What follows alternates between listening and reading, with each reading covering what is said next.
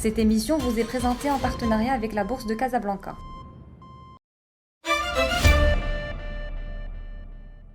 Bonjour, bienvenue dans Encyclo Bourse. Les périodes où un indice boursier ou les actions qui le composent passent par des phases haussières durent beaucoup plus longtemps que les phases baissières. Nous avons par exemple ici un exemple sur l'indice MASI de la Bourse de Casablanca où ce dernier a mis 455 jours pour atteindre un sommet de marché. L'intégralité de ses gains se sont évaporés en quelques 280 jours. Ce phénomène s'observe également sur les marchés internationaux. Nous avons ici deux exemples successifs sur l'indice CAC 40 par exemple. Ce dernier a mis 1188 jours dans une phase haussière qui a nécessité 885 jours seulement pour être corrigé.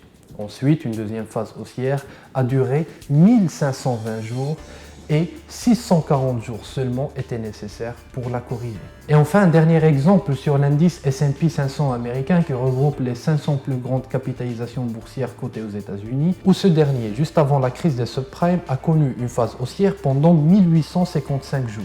Et ensuite, 450 jours seulement étaient nécessaires pour éponger l'intégralité de ses gains, soit moins du quart de la période haussière.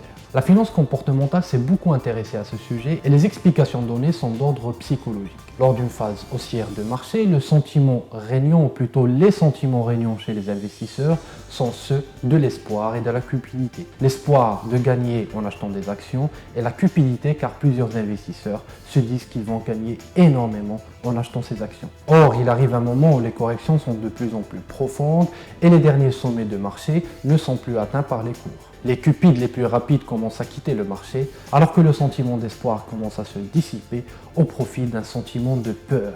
Or, la finance comportementale classe l'espoir et la cupidité parmi les sentiments les moins puissants que peuvent ressentir les investisseurs. Ce sont des sentiments dits statiques, car l'investisseur va acheter les actions et se mettre en mode espoir en attendant de gagner de l'argent. En revanche, lorsqu'il se met en mode peur, voire panique, l'investisseur est beaucoup plus réactif. Il va se mettre à vendre à chaque fois que les cours enfoncent les derniers plus bas. Et à ce sujet, la finance comportementale classe la peur et la panique parmi les sentiments les plus violents que peuvent ressentir les investisseurs. Ils se traduisent par des décisions rapides, des fois précipitées, sans réflexion. Le mouvement vendeur commence donc à s'amplifier de manière agressive et en face, le sentiment d'espoir étant réduit au maximum, les acheteurs sont peu présents sur ce marché. Résultat, les cours baissent rapidement et dans une forte ampleur. D'ailleurs, et à ce sujet, il existe un dicton très répandu sur les marchés internationaux, là où les investisseurs peuvent réaliser des gains aussi bien à la hausse qu'à la baisse, qui dit « Pour gagner de l'argent, il faut investir dans des marchés haussiers,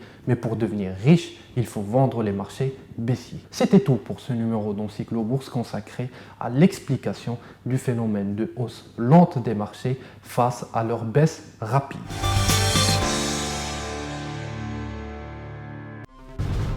Cette émission vous a été présentée en partenariat avec la Bourse de Casablanca.